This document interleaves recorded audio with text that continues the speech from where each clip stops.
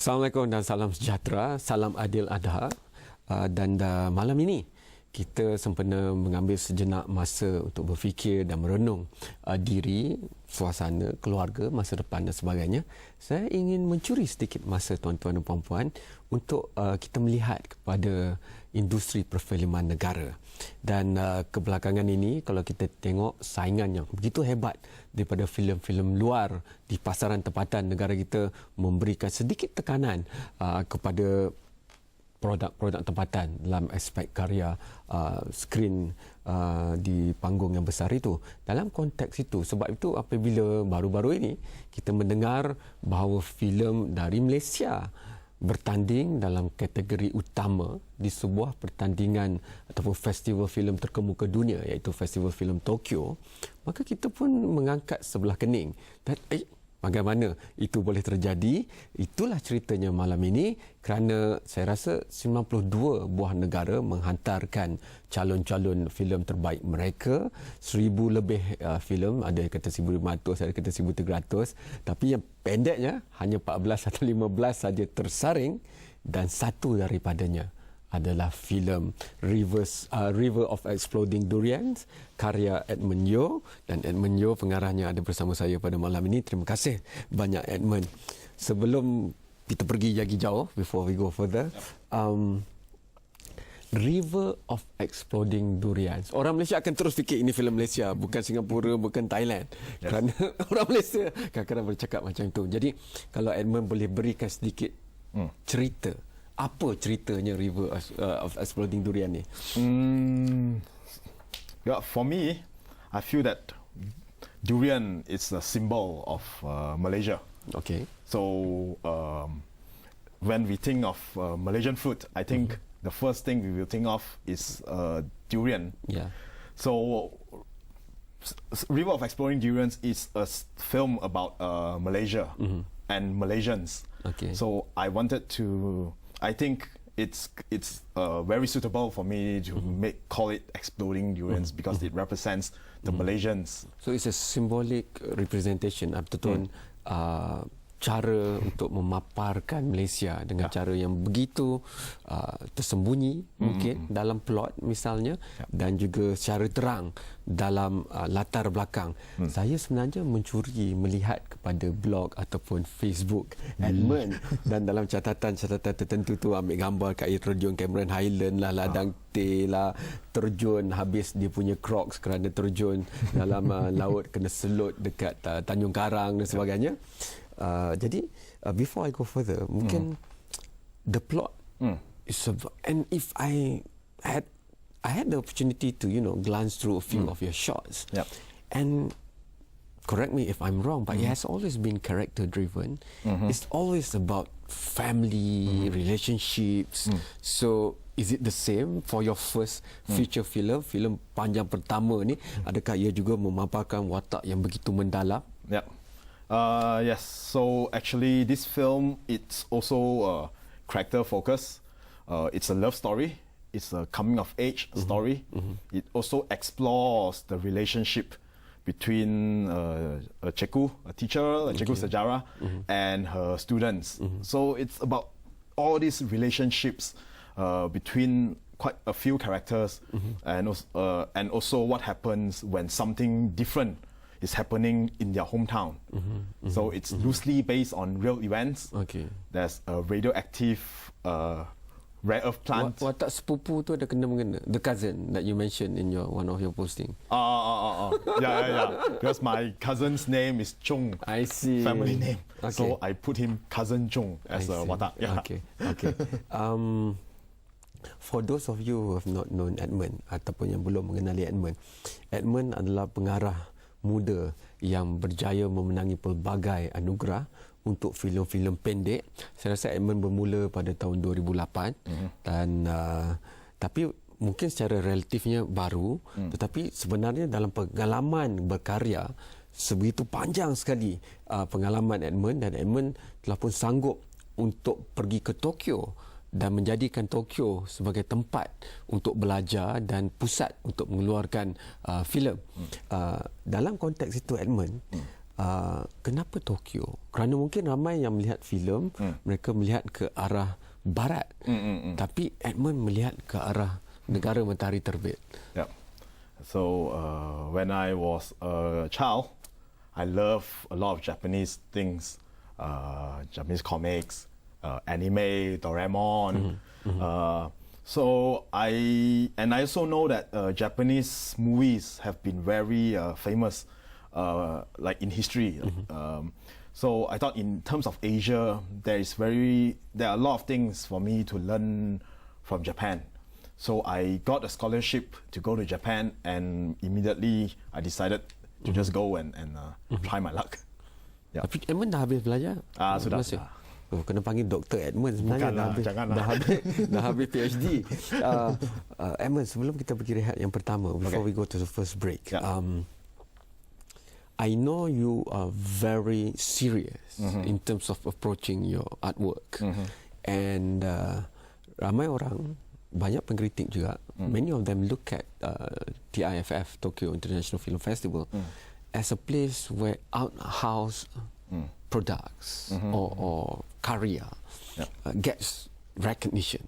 So do you see yourself as an art house movie director kind of, you know, macam mana kita nak kategorikan Edmund? Kerana mungkin orang yang tak kenal ni, mereka nak Edmund ni kita nak letak mana, sebelah sini ke sebelah sana ke? I think for me, I'm open. I'm not limited to art house, because I've also made some local commercial stuff. Like for Astro, I did the DG Buddies with Shazi Sam, those short TV series. I also did some web series. So for me, I'm just interested in telling story.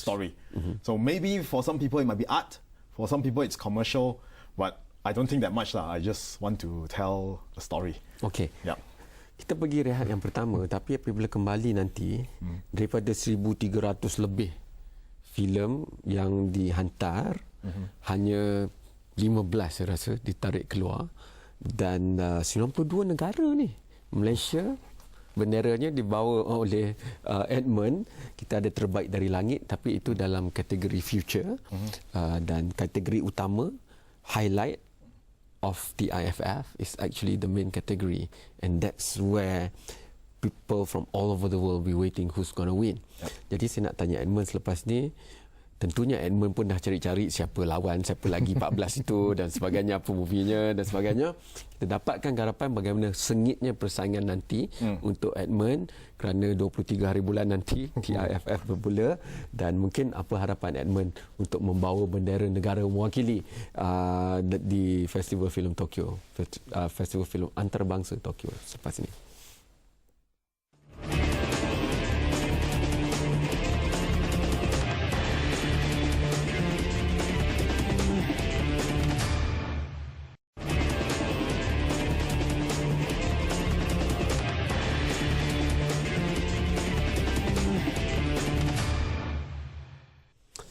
Saya peminat filem The Journey, itu bukan rahsia.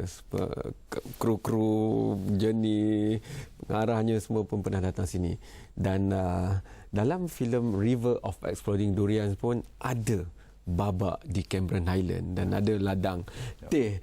Itu saya akan pergi kemudian nak tanya Edmund tentang perkara itu. But before we go there, I would like you to maybe share with us, because maybe there's a lot of Malaysians who are not very familiar with Tokyo International Film Festival. For the main category, the highlight of the festival, it is very, very competitive. And I think you have checked out the competition. Yes. Kalau boleh berkongsi dengan kami di sini. Okay. Because Tokyo International Film Festival is one of the most prestigious film festivals in the world. It's very historical. Many of my heroes, like my director heroes, they have gotten into the main competition, like City of God by Mary Les. Yes. There was also Edward Young's A Brighter Summer Day. There are quite a lot. So of course I've always been following the history of Tokyo Film Festival, and so I was quite surprised when I got into the main competition. I saw like the lineup, and it's very, very strong. There's like a Japanese director called Daihachi Yoshida. Okay. Actually, he's one of my favorite Japanese directors. I've been very influenced by his works. His new film will be showing there in competition. There's also Li Ruijin, a China director, also like very hot right now. There's Carl de la Cruz from Philippines. Like his film, it has like the Japanese superstar Asano. Okay. Yeah. He was also in Thor 1, see. Thor 2. Yes. You know, Asano. the cameraman was Christopher Doyle. So these are all like very strong films. These are really international competition competitors. Yeah. So berapa peratus peluang boleh menang? Dalam pandangan Edmund sendiri, ini from your calculations. You have a chance, right? Because I think your story is quite solid. Looking at it, I haven't seen it, but from what I gather, looking at your Facebooks and also blog and website, I think you have a good story. Yeah, thanks. I think because it's a story about Malaysia, our country definitely has a lot of interesting stories. So I'm just very happy to share our story, like our culture, our history, our location with the rest of the Tapi world. bukannya pasal untuk menang, dan kerana kita buat yang terbaik, the best that we can do, and dalam tu kerana teknik yang selalu dipilih oleh Edmund sendiri adalah meletakkan shot-shot yang begitu bermakna. You know, the composition of your shots, even from your shots, I can see it. You know, macam tasik dekat LRT Petaling Jaya. Maybe if I take the shot, it just look normal, but you know you have your own angles and your composition. And even for I still remember the beginning of the chicken rice short story. You know, it's a long shot, and then things happen, and the lighting is giving its mood. So kalau Edmund boleh share gaya pengarahan Edmund ni, kerana mungkin orang rasakan hanya cerita Edmund, tapi disebabkan Edmund mempunyai garapan pemilihan babak-babak ataupun rakaman babak-babak sebegitu, maka saya rasa banyak daripada latar belakang Malaysia di sungai, di laut, di muara, di tanah tinggi, semuanya itu akan masuk dan keluar ditonton oleh juri-juri antarabangsa, termasuklah Guardians of the Galaxy punya pengarah itu James Gunn, dan mereka akan melihat Malaysia sebenarnya dalam filem ini. Yes. So for me, cinema for me it's a form of cultural exchange. Okay. So I always wanted to show the rest of the world our beautiful country. So I think maybe since I started making films, I care a lot about the visuals on my films. Like I work very closely with my cameraman. You know, maybe because I like to take photos. I see. And when I was a kid, I loved to paint and draw. So maybe it affected me as a filmmaker. So I thought filmmaking is a very visual storytelling. I could feel you. What's your favorite scene in the movie? You mean in River of Exploding Durians? There are a few that's showing now. Okay. Like scene of a little girl like surrounded by fire and being protected by the heroine. It's you know, they actually represented her feelings and everything. So they are quite. For natural environment scenes, because in your blog posting, I see sunrise matters to you. Yes. Because some would not wait because it's painstaking sometimes, so, and they might be hidden behind clouds or whatever, right? Yeah. So we were very lucky. Like we did a sunrise scene on a boat. That's Tanjung Karang. Yes, Tanjung Karang. Okay. So it was 3 a.m. My call time was 3 a.m. Yes. Called the cast and crew. Okay, you know, we go out on the boat around 4 a.m. We just went out. It's very cold. We just like started waiting to get the shot. So you know, we were all like sitting there. Like and for me, I love the sunrise because it gives us this very mood. Yeah. Great. So cinematography, I think, will be up there giving a run for its money to the other movies at TIFF. But I also want your views on the, because you're looking at the Malaysian film industry from the outside. You know, there were once we were it for Southeast Asia. Yeah. But now if you look at Jakarta, they're coming back up after the slump in the 80s, for example. Singapore, we know have been making forays, banyak membuat percubaan. Dan Bangkok tentunya kita pun sekarang banyak menonton filem-filem Thai di pawagam tempatan. Jadi bagaimana Edmund melihat kepada industri filem tempatan untuk pergi global, kerana mungkin kita tak payah hanya melihat pada Malaysia. Mungkin especially next year with ASEAN, you know, kita boleh buat kerjasama contohnya. Apa pandangan Edmund? Itu kita bincangkan selepas rehat terakhir ini.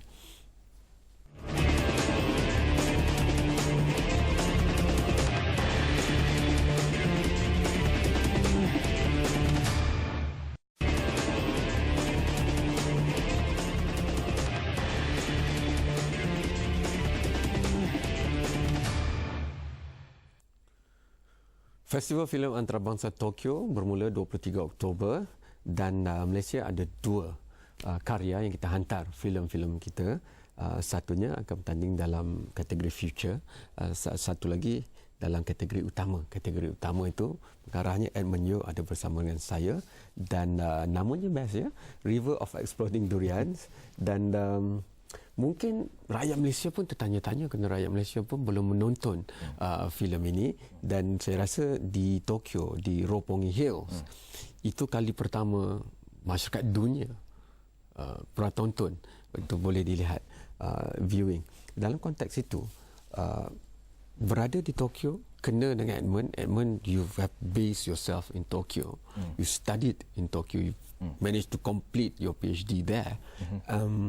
How do you look back to Malaysia film, to the Malaysian film industry from Tokyo? Because it will give you an international perspective on things. Yeah, I think because I was in Tokyo for 5 years, so maybe it helped give me this perspective as an outsider. I always believe that Malaysia has a lot of talented people, like cast and crew. I think we are world class. Yeah. It's just that, I think we just need to continue developing because we are quite young. Okay, let me rephrase that in another way. If we were to move into the future, where and which direction do you think we should go? Because sometimes people say it's a fad.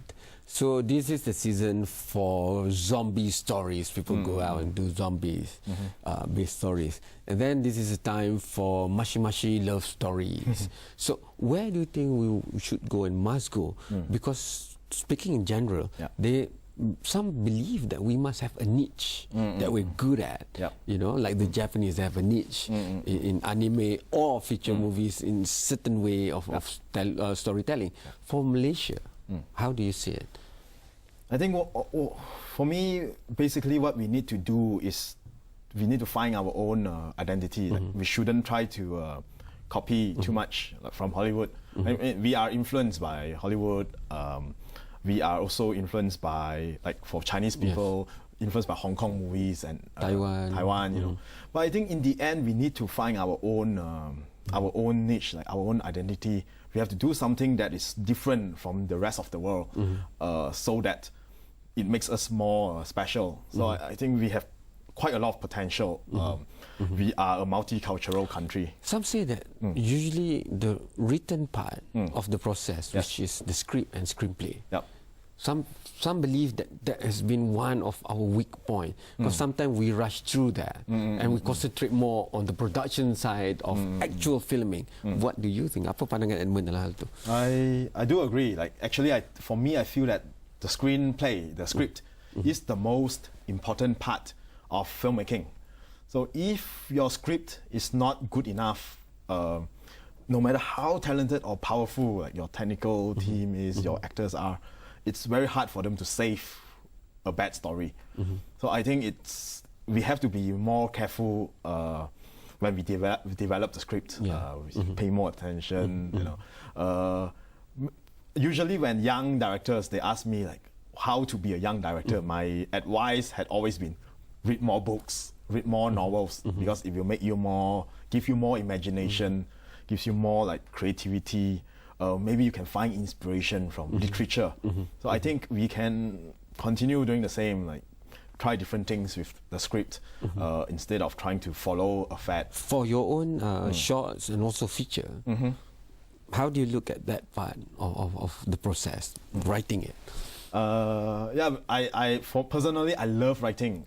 Even from when I was in primary school, I used to write a lot. You know, even though sometimes it's off topic, my teachers were always complaining like, Tulis sajalah. tulis saja. I'm like, yeah, Tapi bukanlah draft pertama atau kedua. Yes. Sometimes you need to do like the 15th time. Barulah kemas cantik. You know, it's sharper. Do you think so? I think so, because actually, although I tell many people that I wrote the script in a few months for Exploding Durians, but I can actually also say that it took me almost 20 years to write the script. Because for 20 always years, been there in your, it's always in your been, mind. I always wanted to make films. Okay. So maybe I feel that all the short films I've made, all my experience, they were building it to this script. Boleh tak saya kata kalau Yeah. banyak filem pendek itu sebenarnya memberi inspirasi kepada filem yang lebih panjang ini. You know, it's sort of the culmination of these few scenes here and there, this conflict here and there in the short movies, which was the original template. Yeah. But you have taken them out and added some more to make this feature-length movie. Yeah, it's possible. Yeah, I think it's definitely true.